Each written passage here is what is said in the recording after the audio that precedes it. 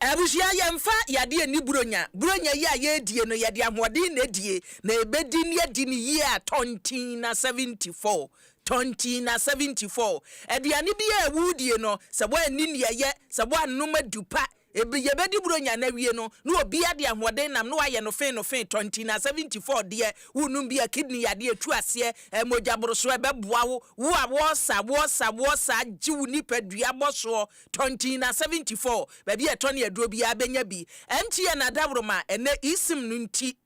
ninti eyefon ba akopɛ ne bekitawo na bibia da sim bebrebe ni nyina da wo de atoba akoso etu unam a wo ne afra wo sa digitalization no wate ase won se sane ma mobobo entie nse babia beko bia ne wonko Bright Senior High School wo da ye so ne sa wo be ma wo ma ko school papa na nkwada ne da akye ye krabehwe a Bright Senior High School abushia de dako ye be hyeda de environment ni nyina ma no ahwe ne ekoso wo hono mo science lab ebi nie technical lab ebi nie home economics lab ebi nie eti course bi a wo be ye bia ne ho akade ebi wo Bright Senior High School na ye de abeka ho na pagem aye ni se kukurubo ene se Bright Senior High School free senior high no ya de no abeka ho eti esei wodo ba kɔ no mo a enhyehyɛ ya no edafam senior high school no wachina na wunya bia Bright Senior High School kofodie kukrantumi ya twan mo fa akwada ne bra Kingdom Herba dawroma Kingdom Garlic capsules nunum bi bitters no so a say ye capsules no say ye bitters no nunumu a nipadua na ginagina so ye wo Kingdom Ginseng Power capsules memadru be ma wanum bibia no wo ba ye mamu apiafo adwuma no wabo tremendous capsules so de made etu oba se wu gina mu ne kase wo ba mu a eye tremendous capsules na ma enonom Kingdom nuro de ye ka kire wo ne se no challenger DBS en chance de border so no bosu free promo na no an ye di bronya no etu ko ton chance no a ye boso no moso no ye se eye fala wo de carpenter ni sika ya de aboso ye ne etua de ama wo sankre bros payment bros ni nyina DBS de biaba Saso Adawroma Samara Pharmacy ya de Saso insecticide spray no aba we say ye call no say ye spray no sentie womuo no enyina dem ho no monche ene mpruwusie bebre meka call no etu so si ho no mo a wotumi dem ema de chew kama kata bia emeso mu Franco Trading Enterprise Papa Franco yedase ensa afi adwuma wabbo products ode abadwa so ene ye se bebre Franco air conditioners Franco TV fridges abeka ho ene ye kan CCTV cameras ne de afi ya chi akromfo eti bronye ye ebedi e 31st na so fie no wa nya ni yi a obeba na akromfo lutu say ye CCTV camera ebeboa wa mane ma bebre atumi akoso Ozon's Chemist ene ye enura wode abamienu pe na wie me kamfo de ama wo menya ni bebre na ye wani so nwonwonan speed dot we ni adura wo de asa waposo na tutu eye gel no a fa bi srasra say ye spray no a nya bi gu so wo ben se wagina na so ye wo mefa te wo ho ene mefa tablet no eno so no mu a eti de aduro ni aba Ghana se ye tu yade ase prekope ede ema ebusu anwuma yi na ta ye chiri na wiai testi ya ngasa Kasiebo yade brewo na kenkafo amoti ye ne eye me Akua Boakyewaa Yiadom JP ena fei Obiri Yeboah Fentemfrem Ebusiani ya Kasiebo no bra Facebook, YouTube, Instagram baby ya Adom honum na Facebook dia no Adom 106.3 FM wa dia di wa be ya ne so like no wa share wa dwenche na dia to ko YouTube we dia subscribe o da bia ye ba ye nie wo ben se Adom a wa dwenche no wo de to ho ne ye so ya ka dia ma wo se ya ne ne affiliate stations abodo so wo ma Ghana mu o se yam no ni o ye ne wo ka bomu a Kasiebo no ye bona de ma near the amamo. Eti naso ye demu wa affiliate stations no babia wutie ye frebiano Kasiebo no en ye de eba no. Yanye brena enchemu yemfa entwa so emane ye hyase a ne ye hyase afiri suhuma bato mpesa so. Wunim say ye wo mpesa buduo bi wo mayimu a ya to aba no awie 2024 ne afekura na abai. Eso emrasebedwafo no otete so no wonsunu gudem Evisa ndisi amanyekuo no wo mo se enkonwa bebrebe o magye nyina no wombema MPP amanyekuo no senkrani ka che ose noko ye gen ombema o mahu bibi wombema o mahu bibi se bibi wo wiase eti nkonwa no ni o manya nyina ni emanso kakra bi ko pinche ewo ho kra no mbegye eti koto de emeka se nya ba ku nya mienu mpesha no bebre ewo koto na yeka kofodua de ne de ne kofodua high court ne omkota so esuhum de ya mra sebadwani a wono wote susuhum na nsei ene kwanda de ba ye ne yemde ne pram me so me de be kwa akosi sein mra sebadwani Kasiebo bekwen dodo na bonmra ni protozoa ena no pe wo kokoto no wo hyefita wo de bra Facebook YouTube na behwa de wo hyefita so kwa na yem hyehyewo ede na ebesie ye be ma run ana say ye be kasa madi nkunim ene kofodua high court mpanimfo kwasetena no wo mo se suhuma bato mpesa so protozoa ni huson sabrobe wontena so semra sebadwani no wanya na adwuma die na mpanimfo hu ye die so no wogina ye abode sa asemi eto dwa abusia yenkwa homa so na ten ya ni lawyer Gary Nimako lawyer ogina mu ema no lawyer maho mi ga ba ya so boko de Adom na so boko afisiapa afin kometu ye fie so na say afi de jama MPP sa parties mesu constituencies ahoro cases ni nyina ja na agina mumua na no kwandai yes gai ana wugina mumma party no ana say individuals no party no na me gina mano nti individual bia se ho ka bia no so me gina mano efisa na anu na medwene ho se ye ka bebamuo eti se ye party ni na asomudi ase ne ye ka bia ni akire ana ka ta akire ka wa akire pa die nyame hu omomobo nyame hu omomobo na na anu pandai ya kogu ena neso kofodua de din wo hwe protozoa video de atum omanfo ahwe ye tupa dagu ne ho wo ko hye fita enesa ye kase ruling naba yesi suhum abato mpesa so mra hye badwani ntoa na adwuma so a lawyer ma ye nkyeremu ne ye de asemi court ene nne ne agina so asa ruling yaba obi wa no church fo nyina na no enka de share na no abaya kwato ye December 7 no last year no na opinion yefa no ko biasante we independent candidate o say asaw no even though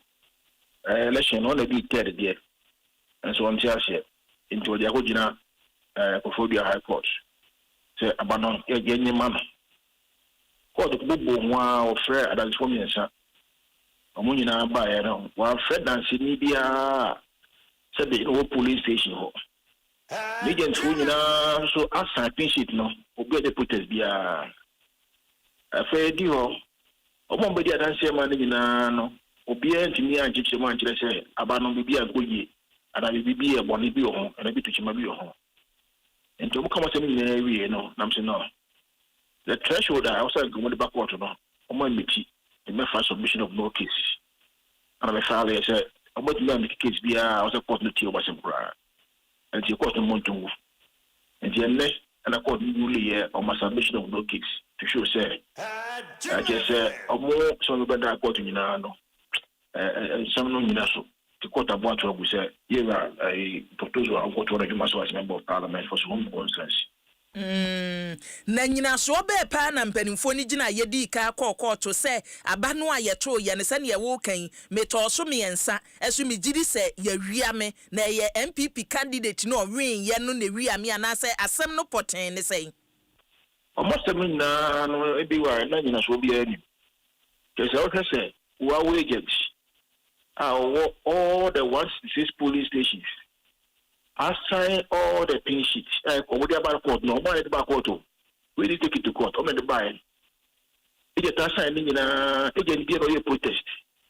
There was nowhere said, "Yeah, I'm playing Obia and Toba." The constituency. There was nowhere said, "I did a political Obia and political." And he said, "You know, so long when there's some baby.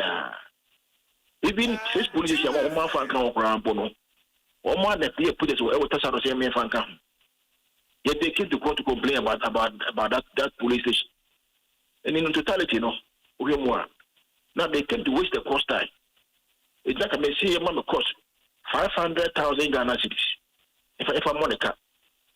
and also look at 50,000. And I quote him one, I quote today, a bubble car 200,000 Ghana cedis. Next time, no, the same purport one. Why you want to say a small purport, no, Sebi. It's which the moon, they just came to waste for two time and waste all of our time by going to go up and down for 1 year. For 1 year. Maybe why?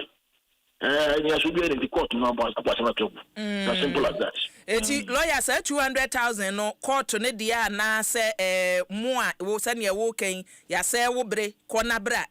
why dia and no you are put na won what dem no and also says cano we just had to try the man about the 200,000 you be if no the audience am no court to na etua what the betua ayo Mate na ansa na meja wa mo akro no nye we nko any case a ye beka ne say 2024 elections no akiri e wo court e fa sa parliamentary seats no ho say we ka ho na say 2 e na ye hu ni babia akurei foforo bi wo ho dodo san na wo mo nkrata so se ne wo ka say wo ginam ye ka lawyer fo ginam MPP a wo ka hu dodo san na aka oh so far there so far say kapandai. So far, there, that's what I think, Aka. Because said the own in a Tema Central, the Chiman South, for number of South, or what's it is with my way, a person to whom you another prayer, my way, I want all those cases. So what I say, the reading in a Yakana, Nepandaya, one better Supreme Court. Now the Supreme Court, I Park Supreme Court said, "Oh, my suspend the elections no. I suspend the elections no. In the election, I suspended to say the case be we. And the panda no hono, Sara we for now." And so what do I do? And you crack one. They crack. Those ones were all finished. If I would fully one at the Supreme Court, no fetch is a call. Kufudia High Court. I could file another case. You are not on pray. Ignace I call back to Kufudia High Court. Bottom we. To what assembly anyhow. Assembly is always one doji. Assembly also ni Techiman South. Assembly ni for none of us South Washington East. Ni na ibiri na. Titi dia ka woman ka temu ye. Pandai at the Supreme Court. Ni etete second da mo ho no mo so na ho so na ho so ho de enim kratam kra. Enim kratam. Enim kratam. Se bia ba na wo ba bi enim kratam dia. I know the many more. Yo, lawyer, me na wase ni emfa wo ensi se ne wo kan say ye wa atwen ye mu panda de no nyame ya adom afie besimu oni e be firi mu ababia ne ato ankomo so ye da se.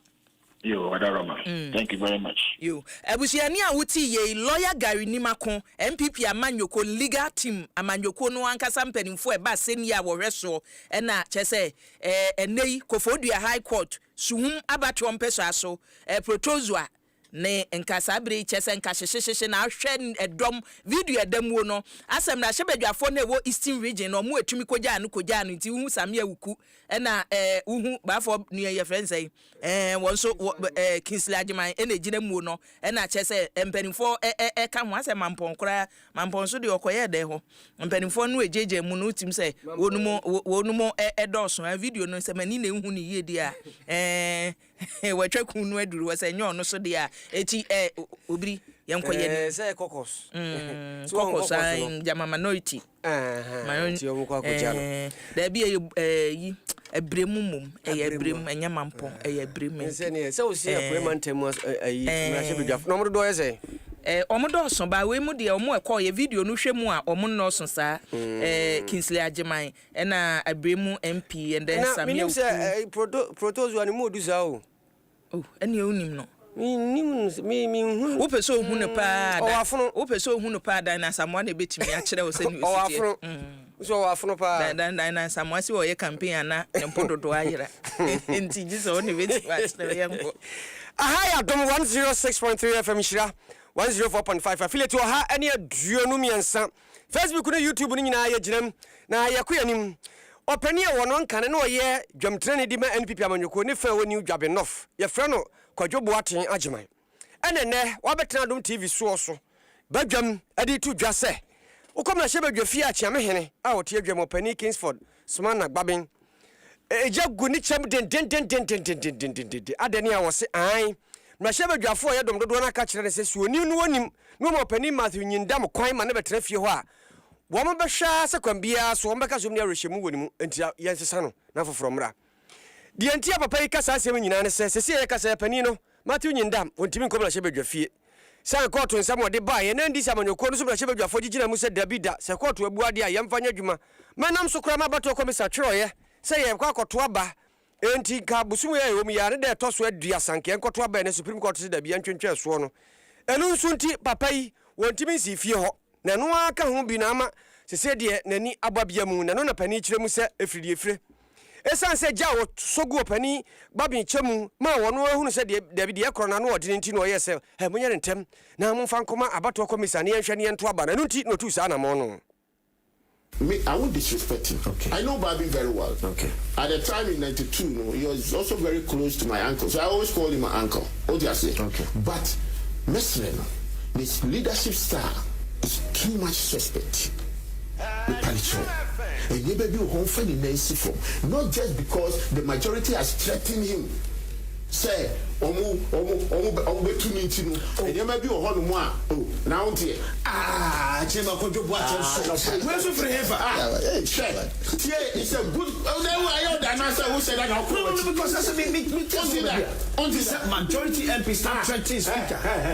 Me chief rep. Time for untie. So come with me. Okay. Say, one threatening is we are over Pamela. When I treat him. Share. I was here. I go to make a throne.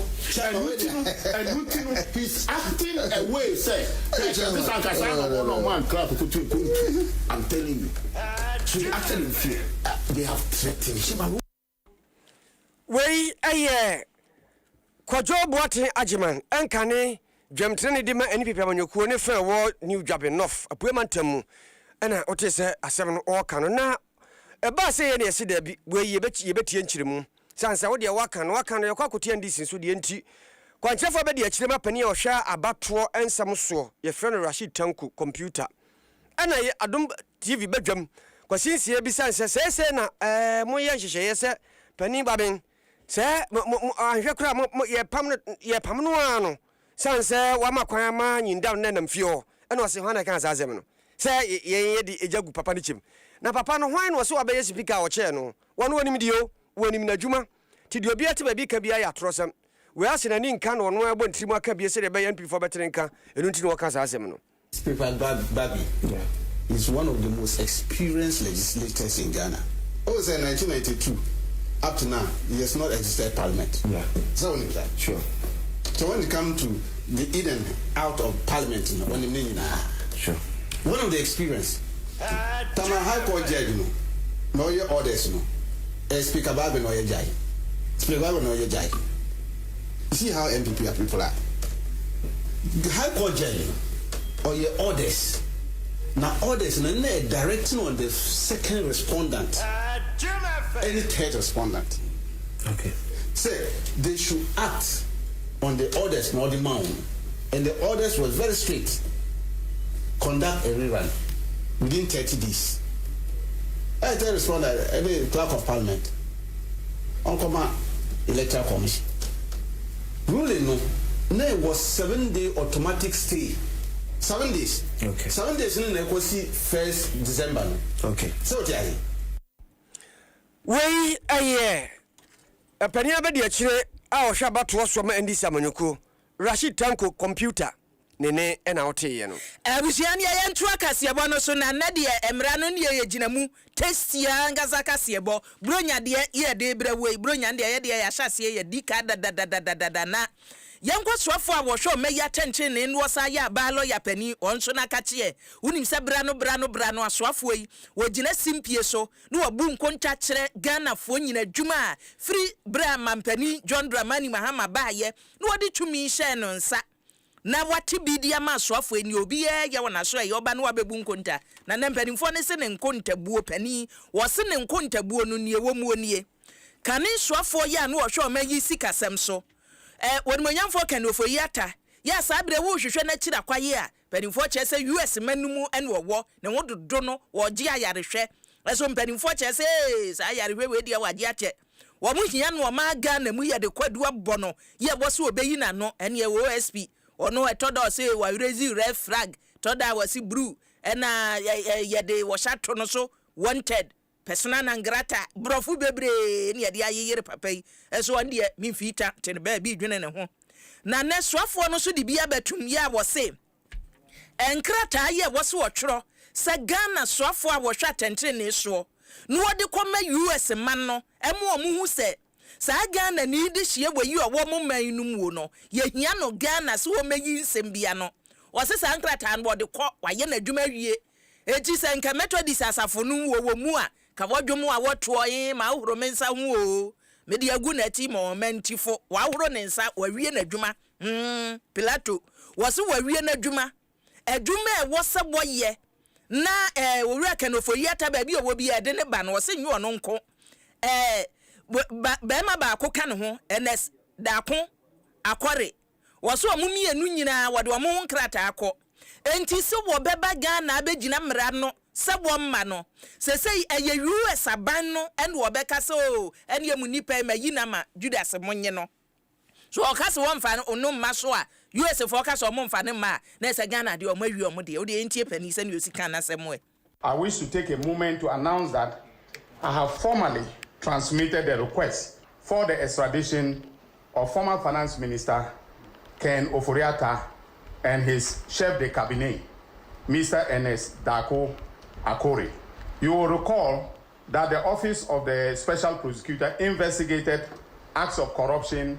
and corruption-related offenses by the former Finance Minister and his accomplices and proceeded to file charges in the High Court of Justice against them. On November 19th, 2025, that is this year, my office received a formal request from the Office of the Special Prosecutor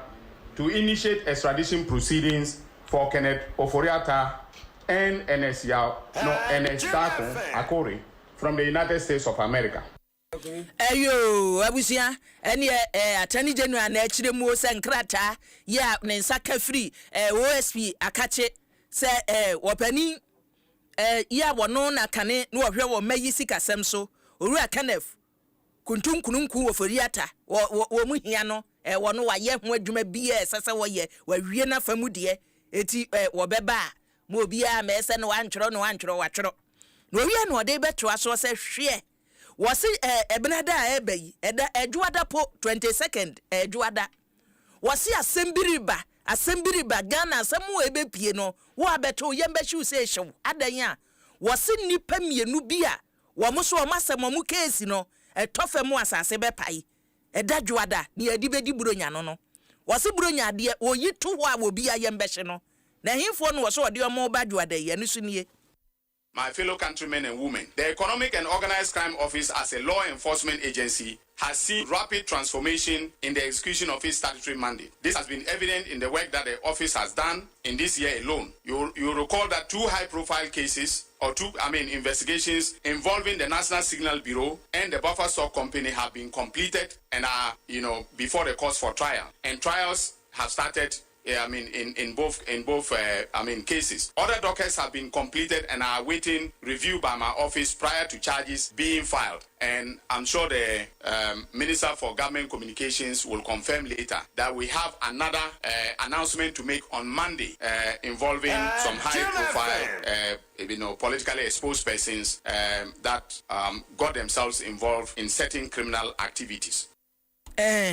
Echi se no ka no chiame onim ka so se na wasumu a no ka ni se ya se Ghana fo bi ene ewo bi sa ne se two na maame se dinam tanmakuro wono wo hefa maame tamakuro wono no nya ba dada num kura no mo bo ne charge e ka se wadifo won so hye US hwa bi ahuntabea mo nkofa ne mra mo ba ye mate maame no wo hefa wo se o kane masrogo pani maame se dinam tamakuro wo de ne ba wasi akakra bi nu wode na ba beduru wode na ba nesa eti Ghana fo enya botre nche wode na ba so be ba bedu so meduro ne yenkua ni mu so for shaman ne sam so Samuel Okujeto ablakwa na dia to dwase nyame nim ne se wo hwe pa mampenda da na na do kwa kufu ado ewiemhyen ya na odidi akoba aman ahodo so no eka wo bo wo ho pa no a na nka sa sika ni nyina yetimi de to wiemhyen mo no chian me edi o man hu edwuma na eya se obi a wo se wo mai yesika boto no obebo ho ban ye person no na so be protect wi ase na chese person no kra ka ye ya tete no kra ase no kra ne sa wo se eno kra ka ho binti ana omani abedi ese dabi se sika ye wo se ye betim di atom no chian de na ye ntom no chian we wo se na emu oya ntina sabre no no aso re gina den kaseti ase dabi mampani otu kwa do wo se ye sika no. All the things I said yesterday, I will say today and will say tomorrow. How on earth do you have a presidential jet, which I maintain at the time was in pristine condition, and then you will go on a very reckless, totally insensitive luxury jet chartering spree, 20,000 euros an hour, 20,000 pounds an hour, hundreds of millions of Ghana cedis wasted? I always made the point that, look, because why should we spend at the time over $37 million to buy this jet? President Kufuor ordered it. Arrived in 2010, Professor Mills used it. Didn't complain. Mahama used it in his first reincarnation. Didn't complain. Would you, President Akufo-Addo, suddenly refuse to use it? President Mahama has done now the responsible thing to do. He hasn't chartered 20,000 pounds an hour, 20,000 euros, $20,000 an hour. It was about stopping state capture. That when they do the analysis, the amount of money the Akufo-Addo administration spent on these chartered rentals, those funds could have bought us a new jet. So look, if you had issues, if you thought that the jet wasn't safe, why did you come to Parliament and virtually lie to us? That's what they... Now, Odineka Sebe no say, Sabre na ni bedi abedi anu okasa nyina kwan no na nye se bia ota mampenda da na nado dankwa Akufo-Addo. Wamani ye no ope no pesa mamu pa ejina. Sanse ye ntimi mase ye chichire man. Na omani sika nipa fie bia, wamu ye busuakuo bi. No omonko tafre, omo tafre na dodo no a. Ohia ye ne sa na enye ye ntina na da nyina okasa ditia no. The campaign I waged was about protecting the public purse. It's not about, sometimes people want it to look like, oh, he had malice, he has something against, he doesn't like President Akufo. None of that. The Mahama administration, we came to office, sent this jet out for servicing. You recall, it was due for servicing. Only for the manufacturers, Dassault, the Falcon manufacturers, to discover that there was massive corrosion. So they told us, and the defense minister came to Parliament, the late Dr. Mani Buama, may his soul rest in peace, came to Parliament and told us that, look, they have discovered all of these massive corrosion and that they will need more time. Now they are advising that, looking at the state of the jet, the corrosion and all of that, you are better trading it in. As foreign minister, I accord President Akufo-Addo full courtesies. Anytime they notify the foreign ministry that he's traveling, I quickly deploy full, use the VIP, that what I did in opposition, not... Wei eya swafo hwaba no ne nsam so Samuel Okujeto ablakwa ne ena hoteye no yada so gina swafo no ne nsam a wo kan mu na ne de ora no uti ora ewo man gan na mu a nka ora de ya beka o ena ora written da bi we de aban yi ba ye wo kire se nipa bie akromfo abada da num wa bɔ mayi kro no create root and share o ma create o ma root o ma share na sa nipa no enwo se ye gya won wo ko se som sa e wo se ye wo mu nhwehwemu eti woti kuo ye fe ne se ora se wonya nhwehwemu de wadi sika ne wa bɔkro no ye de na famra kwa so na sa soafo ya ne chairman ye odakuo na no Samuel Okujeto ablakwa na ne wa che se edwuma wo be ye se ora pani anu odi wani mu no wo se niema wo hu ye beto ne boda wo ntumi na woda na krokro na achi no kro no wo se kro no abada da anu mu amanfo awia ne oni wode enti documents ya ne nsa so mu no enani na nyina wonam na wo kai sei sika omadi ne yam timi shi ni sei wodidi anya yie na ade enti ese ne osika no. I have always said that one of the very proud assignments I have carried out is to be chair of Oral, and I'm eternally grateful to President Mahama for that honor. The work I did as ranking member, later chair of the Government Assurances Committee, in carrying out oversight, the billions I saw being wasted, being diverted, being looted. This country should not be where it is. We should not have gone into a debt exchange program. We should not have subjected pensioners, people's life savings, to a so-called debt restructuring program. Was it a sika PPP who have bebre you no one cry no yen was it na pension for sika no cry yes one year water ye kwajibusia no kasa sika never one one can was a quabosiabo was in cratani na what the akoma so for sure may attend so no so kwagu ni national one so bobrim one hu ne wo sha se ahwem ene ne wodi twa to visa de no ni nyine hu And the Attorney General, Dr. Dominic Ayine, has been working very, very hard. I mean, sleepless nights, finalizing docket, prosecuting. The Attorney General is a meticulous man. Anytime you listen to him carefully, does not want to go to court and give you a wiggle room to escape on some technicality or some sloppy investigation. So he wants to make sure that he puts his evidence together and he makes sure that it will be very, very difficult for you to escape. Ayo swafo a wo hwe wo mayam no ne nsem so Samuel Okuja twa brakwa chairman yoda ora ku na no ene wo kire mu sehwe kire se asawo mato no tokuro nnam eti sanwene nketenkete kura no wo kibia unya kwa nwane hwemu omo ye no yenko ene aban lawyer pani papa wa bro Obiri da be enkrata ye wo kase gura nim sika guna nim so da sese anadwo kura ontimi na sika na we Omguso hwe anya no wo kasa nhwehwemu omo ye no wo mo mpese wo mbe ye awie ne yekokoto no warusu eti woda wona ora no de nyamfa eho nipa bia nkokot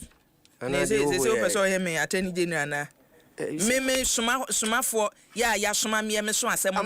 na fe wo de me agina koto wo kan ma me nka bio Facebook me nka bio na manfo bisa ntina me bisa we amanfo bisa o sa atani general no bisa na me ya atani general me to them press me just wo so nkramwa me so amane ukomumu ti ye de ye be bisa mamo me firi nso hwe aja anyini ene ya wo bro ese nkrata egu ani musika gusu onye sika atoa papa ibre mane na ho me kakra ye to akase so Ghana mampani John Dramani Mahama na ni abre papa se ni o ma ye kra kwa amano ne de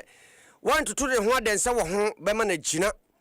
odi atu dwase sesika sembe timi agina wo man bia matitiru ne Ghana ha wo se ye ma ya ni bire wadwadie ne fanse ya ye nneoma ya noa amana ben ye de kwakwasi kokokro mu akoto ne de akogi sika pudu aba mayi mu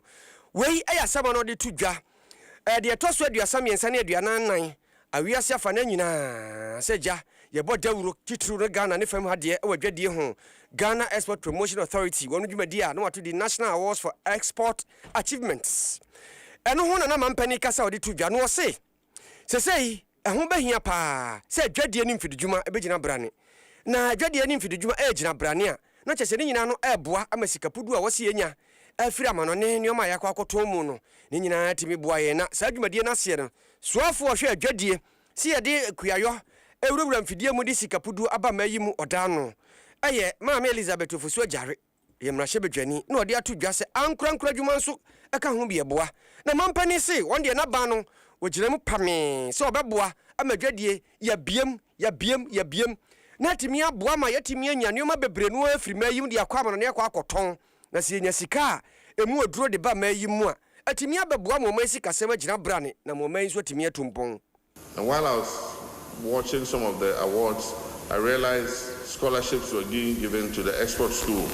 Let's take this seriously because export is a very serious business and you need to understand the market to be able to export. You don't just get up and start exporting. You must be educated to be able to export efficiently into external markets.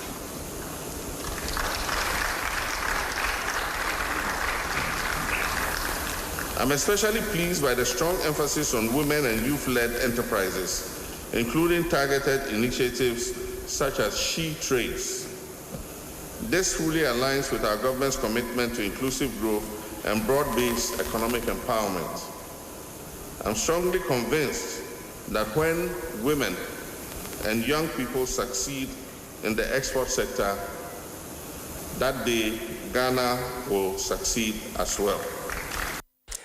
Emma, so she dwadiase na se fade ma wonom a sada kro no na chese ama Ghana isika sem afama yen ti ohwe sada na se da kro ye betie ni na ma dwadie ma ye gina brane oh na chese ye kwa no na Ghana mampani John Dramani Mahama kasa wie ya pe na soafo hwe adwadie ni mfididwuma so Mama Elizabeth Ofosu ajare editu dwase sese wo moni abre se enwuma nkumankuma ni adantam no wonu be so omasene na adwuma wonu mu die nyina watimi atremu abamu na wo madwuma na konka na ye kese sa apuduo na huhuru a se konka ya na wo mansi kasam na etumpon no. This occasion presents an opportunity to reinforce His Excellency's vision to give exports the needed attention in our strive to bring prosperity to the people of Ghana. We have gathered to celebrate the 33rd and 34th President's National Awards for Export Achievement, a pinnacle of Ghanaian export, excellence, resilience, and to honor our deserving and hard-working industry players. Your Excellency, as we honor tonight's recipients, we also reaffirm the strategic imperative that guides our national agenda, building an export sector that is not only dynamic and competitive, but fundamentally resilient in the face of global uncertainties. It is against this backdrop that the theme adopted for this event, building a resilient export economy for tomorrow, resonates so profoundly. First, we are transcending traditional boundaries. For decades, our export narrative has been defined by cocoa, gold, and just recently oil. Mami Elizabeth Ajare Ofosu aye soafo a wo hwe adwadie ani mfididwuma so ne na wote na osu ansa wo se obiri ani Akua JP me hwe mo live efiri Abu Dhabi efishia pankoma DJ pages coupon munyina mo kwapani o El Shaddai Information Center omu edem yopo a wotie Russell ani no ofa wo so amaya ha na wo se Adom kase tasty ane naked munyina me chia madwumaifo nyina me mam happy Thursday Germany start no different buy Stephen Chumasi Ankra wo se afepe mampani o ma yehunu mpuntunwuma bi a wo yi Francis Oya wo se mampani Ghana de na koma so pa sei sidi no mu ayedu den ahodena bam Eric Ofori oni Andrew Chum Barima wo se wono mo hwe live ko me sapila 2 wo se JP ntibronya pani bronya nru nya nru bronya onya nru die bronya ne yedie no ana wo ti adwuma mu ni ntia bronya no nya da no a wonti bronya ase woni bosome wonti bronya ase bronya ase bronya wo di say obedi bronya do say bebre say mi kan bebre me ma di bronya do say na wo ka say court na adim gina wo hu ma ba ye adwuma abaji akatua so wo gina Supreme Court na no wo mo e Supreme Court me asana mbisa wo di me pese mbisa wo say what did do say na to do on say na wo di Mr. President wo Denmark wo pese okoka gari hu akọ na ne no mo nko gina Kofodua Court Mr. President wo Denmark enne eye ne ye Mr. President say ne ye agata ade apia Antiaga Antiagata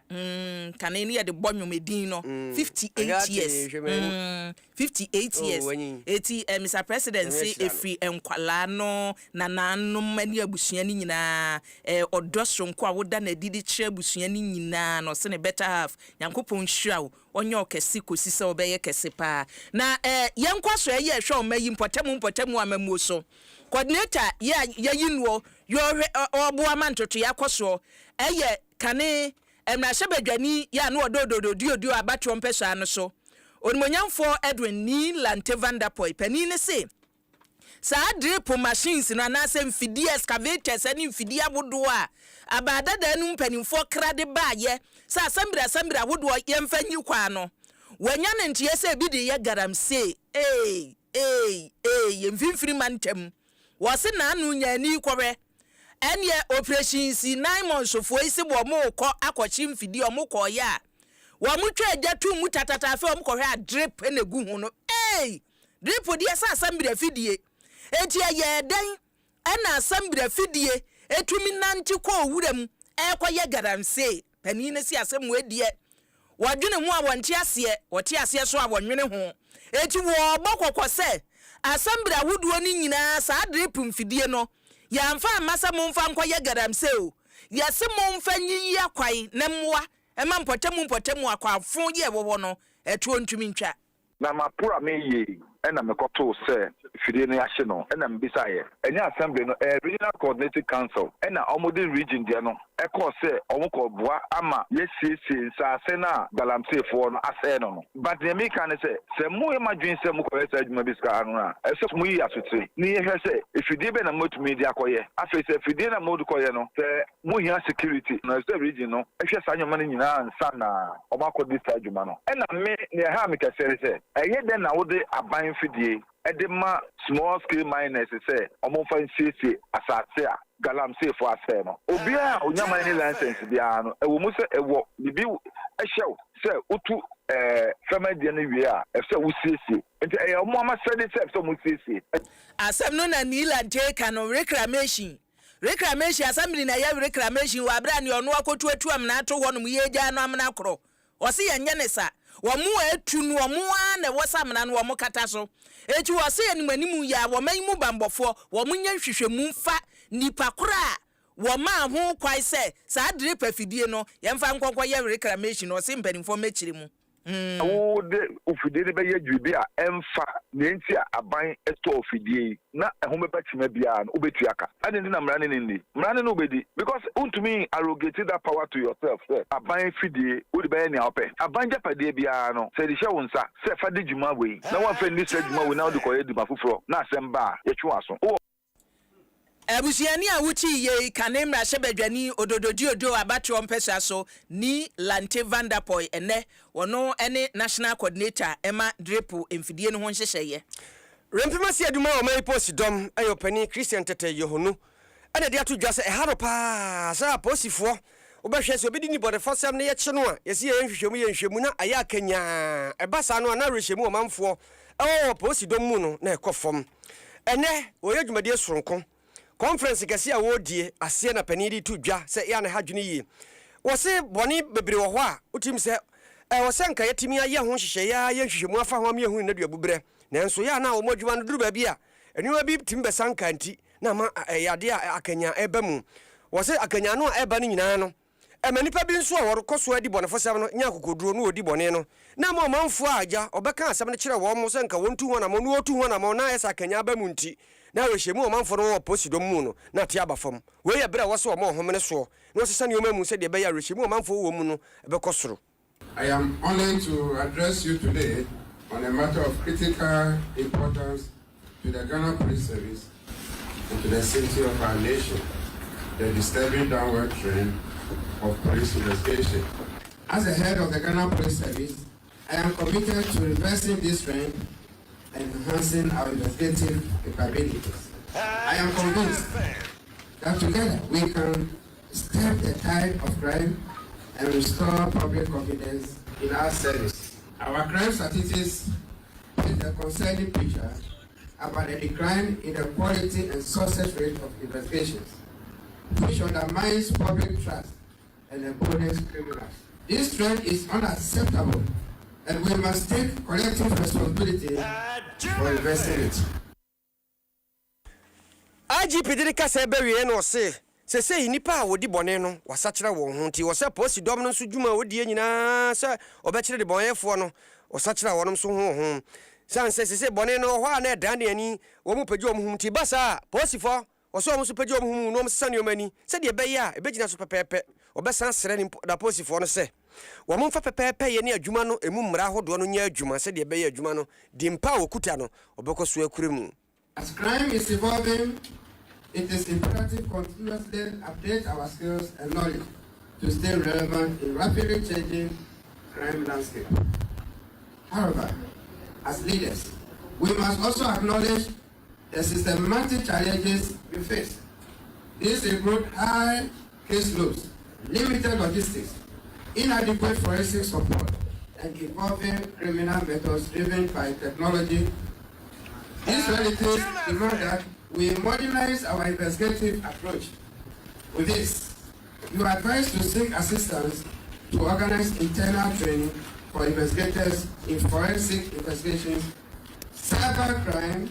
financial crimes, and intelligence-led policing. This will enable you to adapt to new challenges, exploit emerging trends, and stay ahead of criminals. I will also urge you to uphold the highest standards of professionalism and ethics in all your interactions. Christian Tete Yohonu aye rempemasi edu de ma o ma Ghana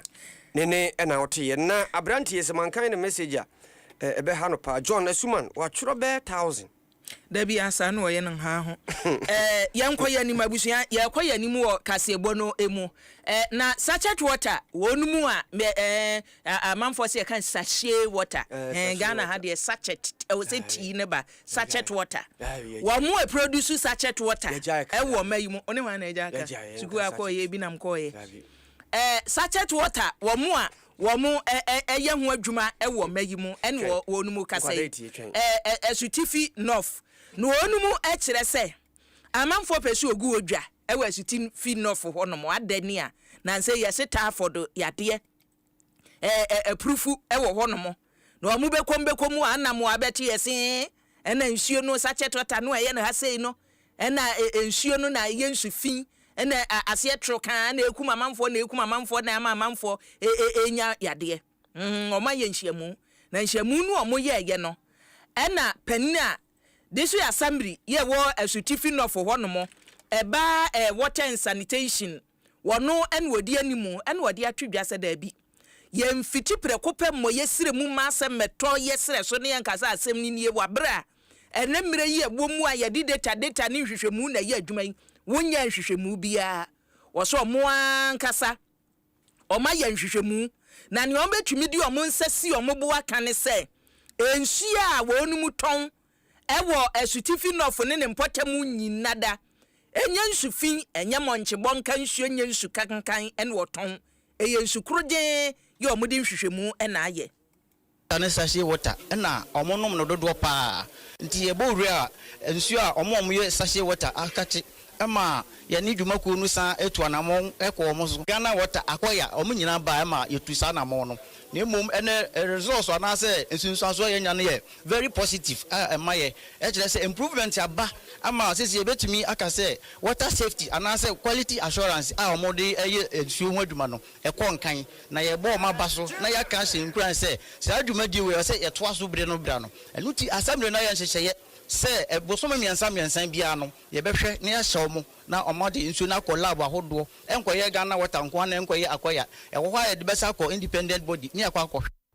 abusia eni a uti ye engineer poku na wode asem ya twedwa gina assembly na namu se o wo te ye no mo a ehwa honie so e wa assembly wo no mo na mo ntimi nya mu sa ntina wo se wo mo ekoye nhwehwemu wo mo ko ye ne wo mo nya ye no wo mo de abai wo bi mpoku engineer na wate ne no na owie ye na opoku Adom Augustine ene Johnson Jamfibuadu ye wo mo nyina wo mo ka bone a sachet water producers no wo ka ho bie wo ka wo ho ene wo mo de abetwedwa so wo mo da assembly no ase amanfo aye wo fin ache o mse na nsen o mu udi nsuo ikọ o mu de na Tarford eti sabri o mu di hwehwemu kasa ne de aseda na o mu de ma won say o emanfo nyina te ase na mo gi atum say o mfa ye ho to enso etwa ne krom ha say o ha bia nim perception da amanfo tirim say bia onu nso na benya Tarford no penhye mu na penfo ne ye hia wa hanne no ame ye hu say ente sa ne mu menye nso nkwa na de sa Tarford no ba emu me kwa fa so handle nso no ye fie ma hodo butum yansa bia first na 6 months by for now 3 months bia you can test bia e kama nti yenu mo a mu say ase chaos nso nya no ente sa abusia ene a wuti ye ene wani a we sachet water twitwa nsuo ewo asutifi nofo ne eno no na James Boahen James ne de no wahia James Mensampo osi akua metimi anya oba na ogina wachi no number wo anim James Mensa ka kire ne say ncheche number ha oba na ogina ha wo ye adwuma oba na ogina ha no hu ade na fa na ade wani ahwe bidin no atwam na akọ nyesa ade efe bia beto ho nkra James Mensa no ma no nsa nka ne kina Aisha da bia yebondi Aisha Ibrahim Akua Ibrahim on ejina ho ba fefe yenyeje number sa memfa ma yedi ho bie wo wusu Kevin so de ayo de aba wo si jamanfo yeso ye hwam na amagana de ensemmum na nakosa wo se nipa bi Europe ka soa en wo mote na Jacob Boahen wo se adwuma no ana mo ye no William Churchill ahado wo se chese me wo eni a metumi ni abofo akasa ka me ni abofo be kasa pa afade ho Charles Obin wo se shallow wo se den I want to marry you. Why so dear? Hey, and ne mobile pesie. And I can say, there be yana, and boaz for dim den be nature and I shanko. Ne boaz no I shall pass over. And I dem kumpono obe dum kanian and tia debra. Branaisha and traffic are watching hano eson. Isaac Asai so dear your day aba was a meet yemu jagos me once a wom na me makanete you kanete bema yanyani yankoni emfase dama enti na adwumaku no enti yen say yen nam ase ne yanka nche mo say bronya wo pe network enu hwamo if say du bronya bere say ne afra oni enya ye afra oni enya wo a wade etimigu ebeka say awakɔhye baabi say ye MTN network a ene enumru uno kitahudie mu abefo nkitahudie mu emuda hotrodo bibia bekoye ede ama kama maka kire wo na mesasi sudua ede ama wo se Bright Senior High School so your ba tai awofo amopa swemwie awofo apesa wo ba wo mfe subampa emfiri fie obefiri sukuu mu aba na subammone na afua no Bright Senior High School kofodi akukrantumi ene wo mo courses ne de business or ye visuals or ye science or ye technical programs ni nyina dedem ena ne ye ne say program bi a wo ye wo so onya lab bi a wo bi akade na bi wo ho number no je no wafre 0242 071 185 0242 071 185 and as 054 19 00717 054 19 00717 ofre ya ene na ese adayeso papa na wuwo mu no na nyame ya domo a obiri watade fita no aye krado kaso material ni oni matade pam ompam fita because nyame ya domo a 1st January no ye kɔ Adom FM Strictly High Life ye kɔ no ye dwom ene ye kɔtie wuni masakura ade betapo nan Nancy from na wo tapo DJ and the Dusty DJ Billy Ocean dwom no ye say High Life and ye twagudi ama wo eti edano ye wo da first ne de ye giani ye La Palm Royal Beach Hotel the Palms Convention Center one more and ye di dwumade no hyehyɛ so ne onya ya tade fita nwumre no nwotwe na kyese wasim bedu ho no mo a eni gie nko a eni ye gina mu abusua da sasofo ase saso insecticide spray ne call ujibia etumi aboa wa mabibia koye ede amount ena 2074 Franco Trading Enterprise edo munyina se ewa chitayo omode ema ye DBS ne ye bosu free promo no so ejina mu ena ye kan mefa tablet no echidi aduro ya dawroma penifo ede aba ana se ede na eha wo ya de ben ni nyina no ebetu ase ede amaw abusua yede mu asio na kenkafo amote ye ne awiei eye me Akua Boakyewaa Yiadom JP na afeyin Obiri Yeboah Fentemfrem na